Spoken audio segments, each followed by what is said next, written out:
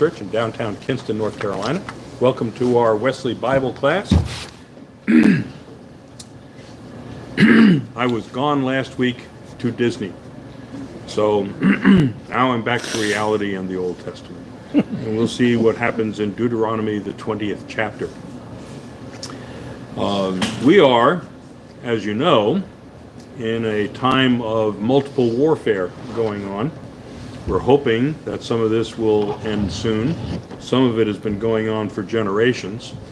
We have things that are prominently in the news, but there are wars that are going on, especially on the African continent, that have been going on forever, it seems like. And it doesn't look like there's any end in sight for those. But we're going to be looking at the rules of warfare that they had in the Old Testament, of all things. So chapter 20, let's get started. When you go out to war with your enemies and see horses and chariots, an army larger than your own, you shall not be afraid of them. For the Lord your God is with you, who brought you up from the land of Egypt. Before you engage in battle, the priest shall come forward and speak to the troops, and shall say to them, Hear, O Israel, today you are drawing near to do battle against your enemies. Do not lose heart or be afraid or panic or be in dread of them. For it is the Lord your God who goes with you to fight for you against your enemies to give you victory. Then the officials shall address the troops, saying, Has anyone built a new house but not dedicated it? He should go back to his house, or he might die in the battle and another dedicate it.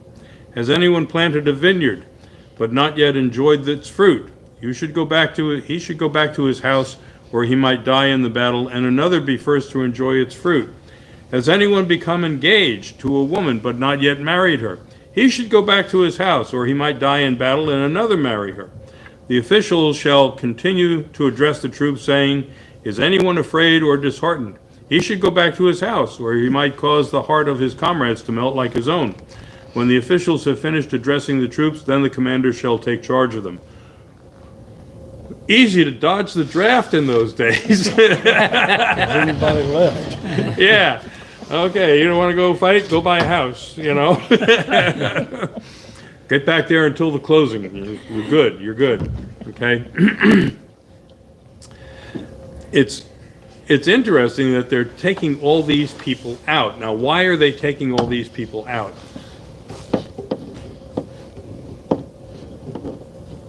Any idea why they would exempt all these people? Morale? Yes.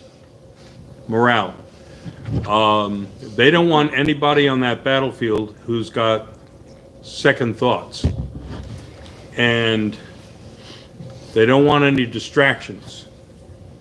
So whoever is going to be on that battlefield, they want them to be totally dedicated to the battle and to the victory in the battle.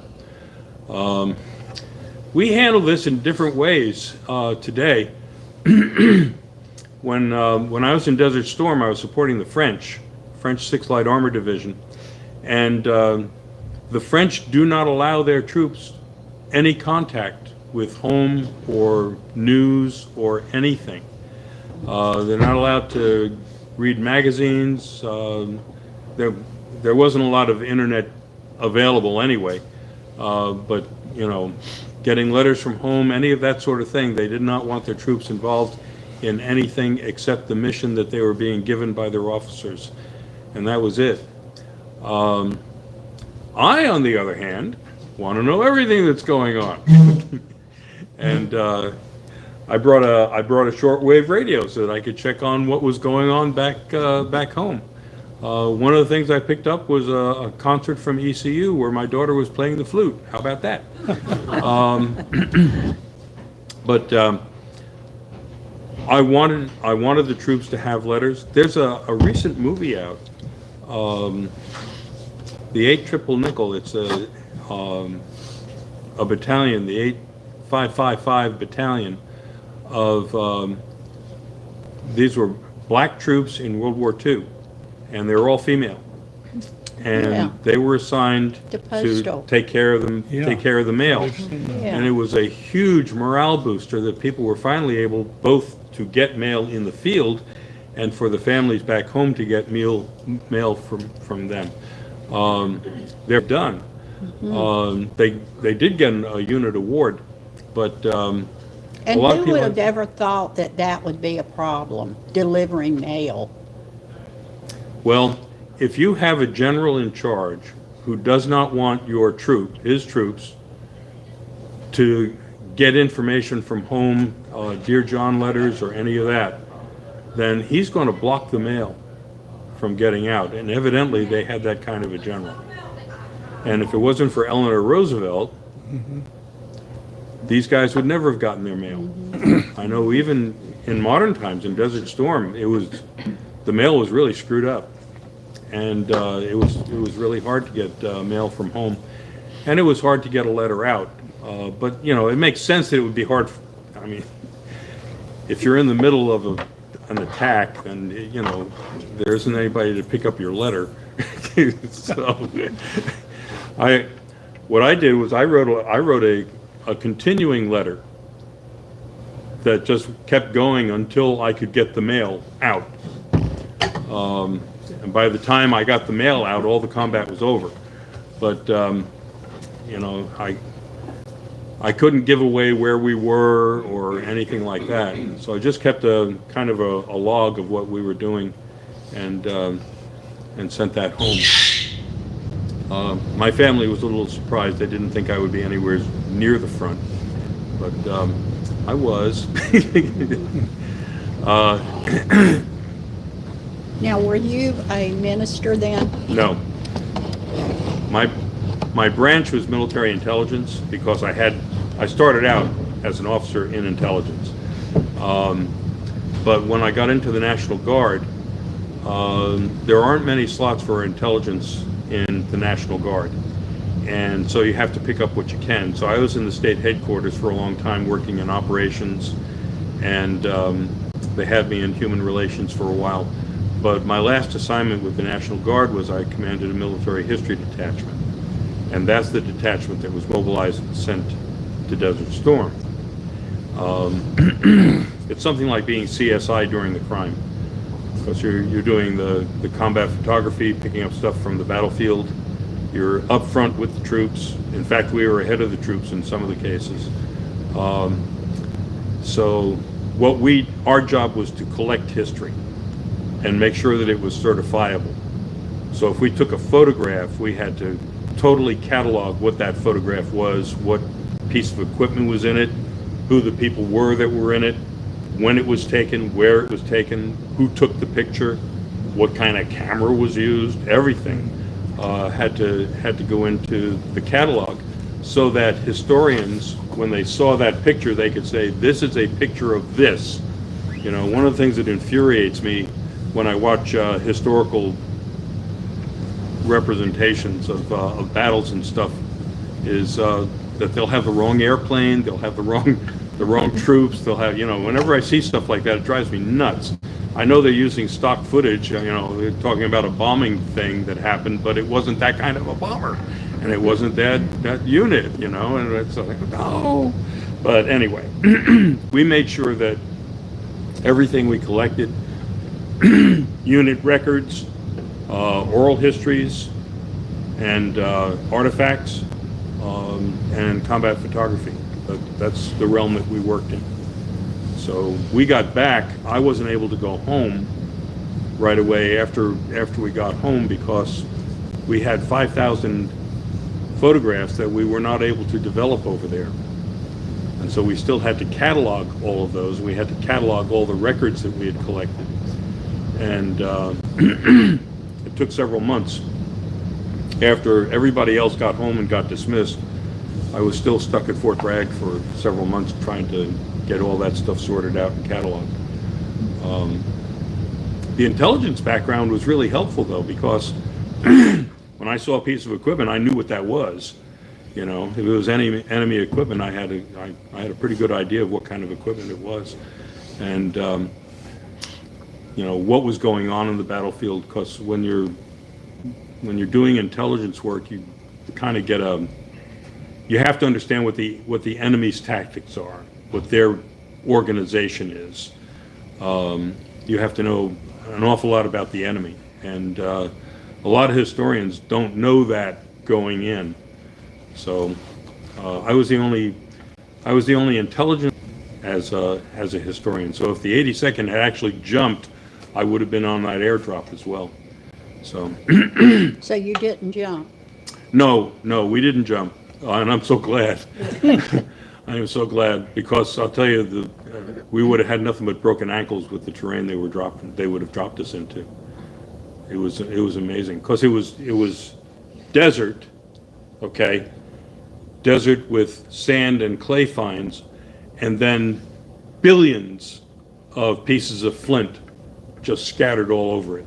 Flint? Big chunks of flint, Why? because that's what happened there. There was just, I don't know how the flint got there, but there was flint all over the place. And if we had dropped, we would have been dropping on boulders and rocks and stuff, and that wouldn't have been happy.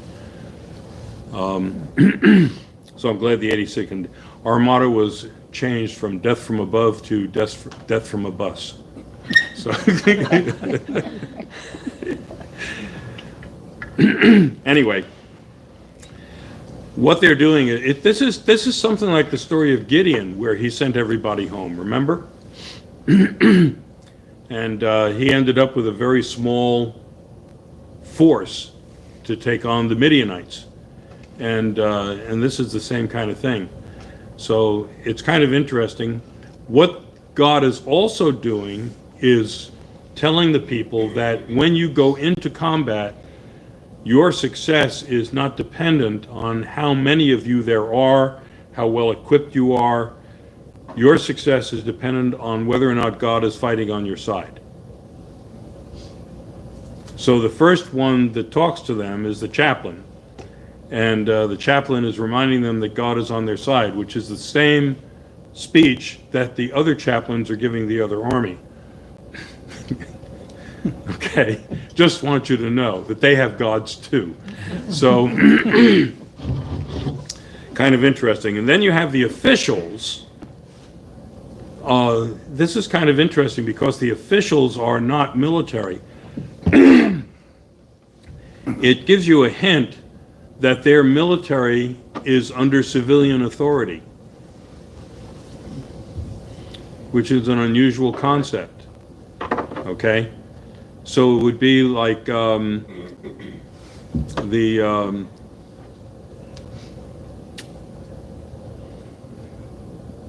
the chairman of the Joint Chiefs, but what do we just have? The Secretary of Defense. It'd be like the Secretary of Defense comes out and talks to the troops. And he's the one who authorizes people to go home. Then they turn it over to the commanders. So, there they go. So, when you draw near to a town to fight against it, offer it terms of peace. Which is interesting, because everything else that we've had in Deuteronomy was, when you come up against a town, kill everybody. And everything. Okay? Here it is, you come up to fight against it, offer it terms of peace. If it accepts terms of peace and surrenders to you, then all the people in it shall serve you as forced labor. So everybody becomes a slave. If it does not submit to you peacefully, but makes war against you, then you shall besiege it. And when the Lord your God gives it into your hand, you shall put all its males to the sword. Which is interesting. Okay? So before it was you kill everybody, men, women, children, not necessarily in that order.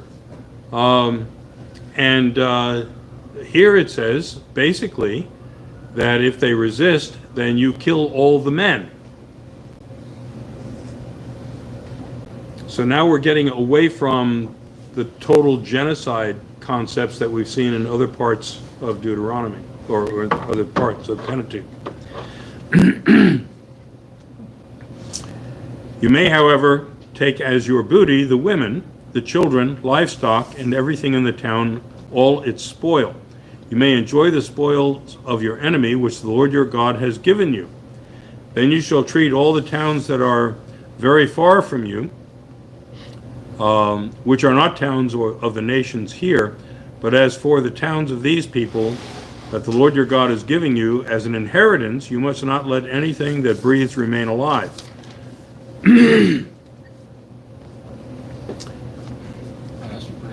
There you go. Annihilate them. The Hittites, the Amorites, the Canaanites, and the Perizzites, the Hivites, and the Jebusites, just as the Lord your God has commanded, so that they may not teach you to do all the abhorrent things that they do for their gods, and you thus sin against the Lord your God. So it's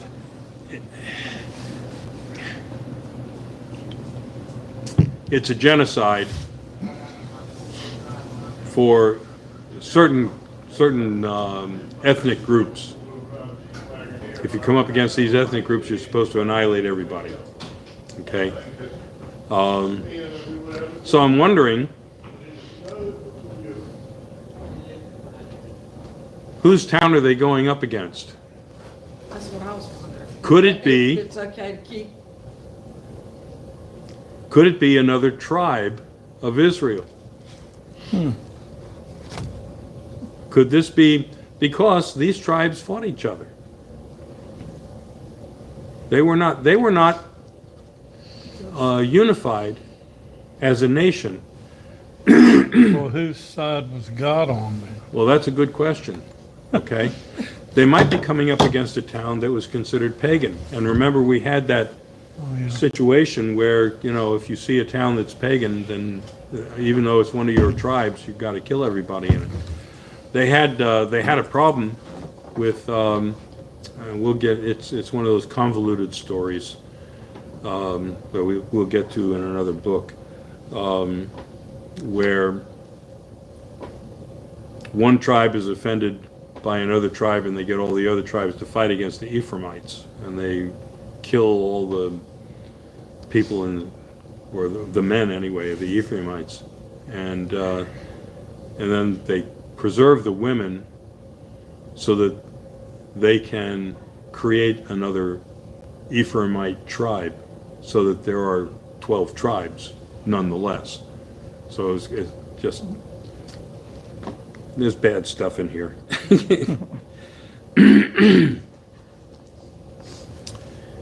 And if you besiege a town for a long time, making war against it in order to take it, you must not destroy its trees by wielding an axe against them. Although you may take food from them, you must not cut them down.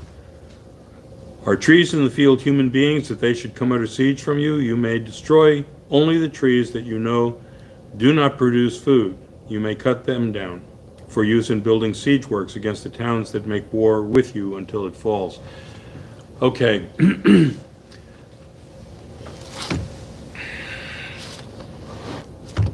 When you start getting into siege works and things like that, you know that this book of Deuteronomy is not written for the people who are on the march out of Egypt. Okay? They don't know what siege works are. That's something that comes much later. This is a much later technology. And what they're saying is that you don't use fruit-bearing trees for siege works. Okay? Because you might want those later. So, just good advice. Who supposedly is passing this down? Is this God passing this down? This is God passing it down through Moses. Ostensibly. Okay? Moses is still there? In Deuteronomy, they're writing as if Moses is still alive. Even though it's obvious that it was written from the standpoint of a well-established kingdom and well-established civilization. So this is a thing where you're settled in the land and you're going to have wars from time to time with your neighbors. Okay, but when you start talking about siege works, you're not talking about, a bunch of former slaves coming out of Egypt and ragtag up against some walled city. You're talking about the kind of stuff that was going on between nations that were well established.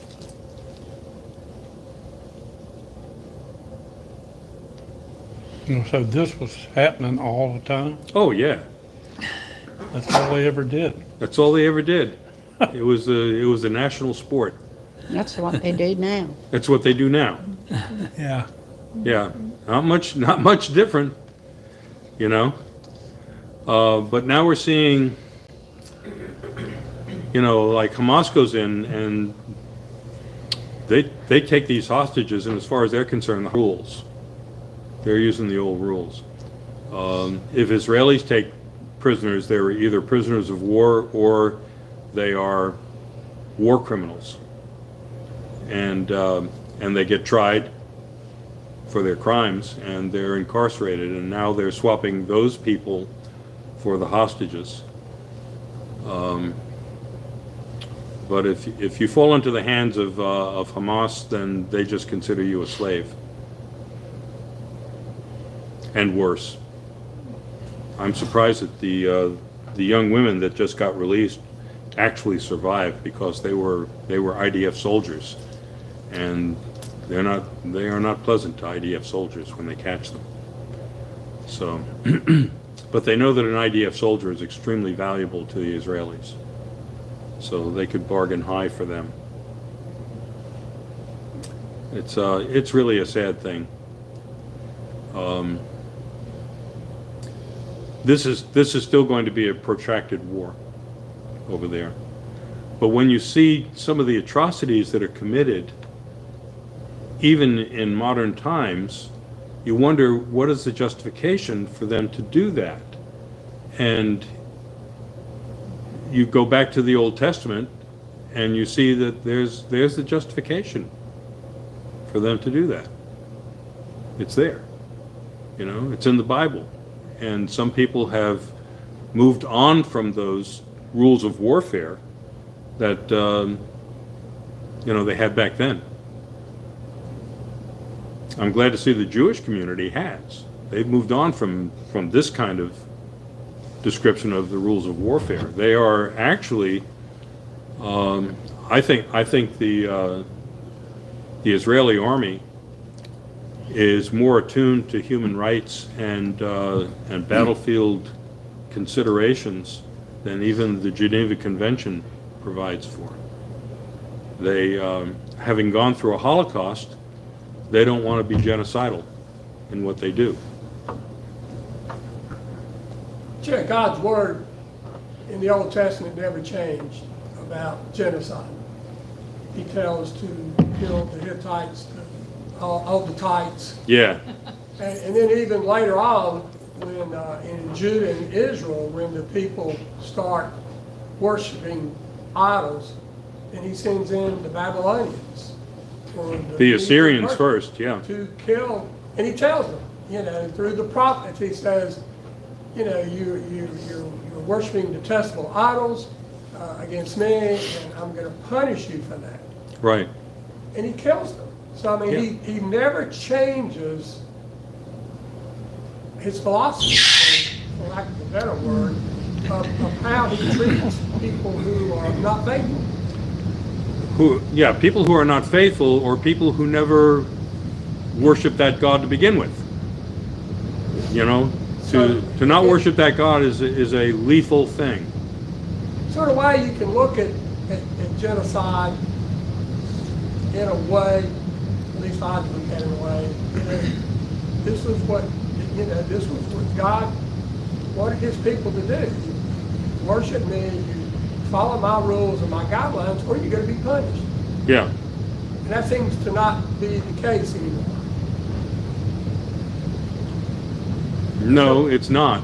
So I never can figure out, I know y'all get tired of me saying this, I never can figure out where the change, what changed, what happened. The New Testament is what changed. Okay, the attitude toward enemy in the New Testament is entirely different from what you see in the Pentateuch. Okay, Jesus made it very plain that he was not creating an uprising against Rome. His objective was to change Rome, which he sort of did. Okay, Rome, the official religion of Rome, became Christianity. The way they practiced it was pretty pagan. The Romans didn't stop being cruel when they became Christian. They hadn't picked up on that part of the message at all. The Romans did not treat their enemies with any kind of kindness whatsoever, and they used pretty much Old Testament tactics and strategies when they were conquering other countries. But the Romans did want to make treaties, and that's kind of one of the. This is the first time you see that there's an advocacy for negotiation with anybody. That's not the same in any other books of the Pentateuch, but here you have a negotiation going on. The Romans really did do a lot of negotiating. They really wanted, if they came up against what they call barbarian tribes, they would try to entice them, bribe them, and then after they got done setting a treaty, they would cheat them. That was the Roman way. Speaking of genocide, in the fall of '44, the Allies flattened Dresden. Yes. Has absolutely no military significance whatsoever. Well, What? there was What country? in Germany, Dresden. Yeah. Oh, Dresden. Yeah, they burned Dresden. There was a firestorm in Dresden that just 50,000 tore it women down. and children. Yeah, there were tremendous civilian casualties, but Dresden was also a place where they were reorganizing the troops that were fleeing the Eastern Front.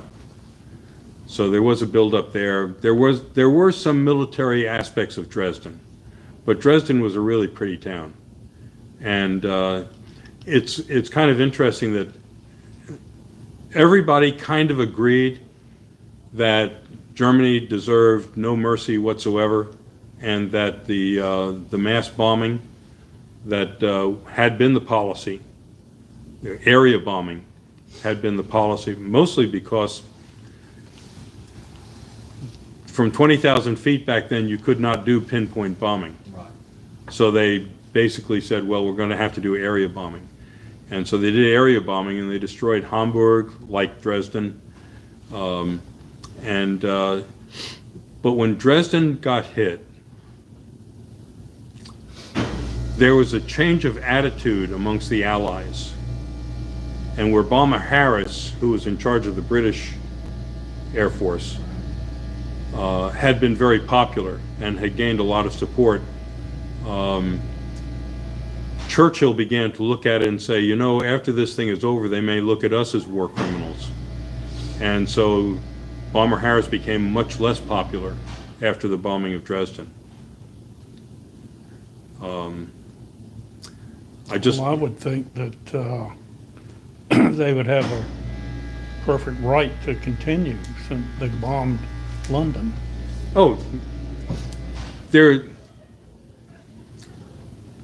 Germany, this is my position. Germany lost any appeal for consideration because of the way they conducted themselves in World War II. Okay? And it's terrible, but this is a whole population. Generally speaking, there's a whole population that supported all of the atrocities that were being committed. And Japan was the same way. I was just watching a thing last night where Japan had developed a very virulent bubonic plague, and they were in the process of delivering it with 5 submarines. They were going to deliver it to San Diego in 1945, and we dropped the bombs that ended the war while those submarines were en route. But they were going to infect the United States with bubonic plague. They're going to do biological warfare against us. Okay? And make no mistake that the COVID-19, that was biological warfare against the whole world by China. China knew what it was doing, sent their people all over the world, infected everybody in just about every country, and they did it deliberately in order to decimate populations so that they would be more vulnerable, including our own. It was a policy of the Chinese Communist Party to do that. So if you want to look at, see who's doing genocide these days, they're not nice people. Okay? And back then, I mean, this reminds me a lot of the wars that were going on in the Balkans. If you're trying to pick a good guy side, you couldn't find one. Okay? Anyway, that's where we are. We're going to pick it up at Chatham, some discussion. So God bless you all. See you next week. Thank you very much. You have a good week. I sure will.